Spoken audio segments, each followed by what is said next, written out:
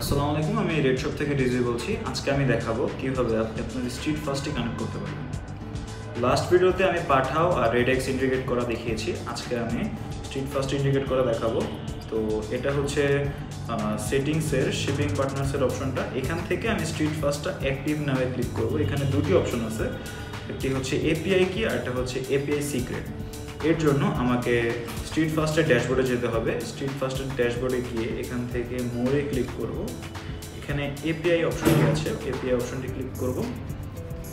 এখানে এপিআই কি আর হচ্ছে সিক্রেট কি আছে, এখানে আমি দুইটি কপি করে নিব।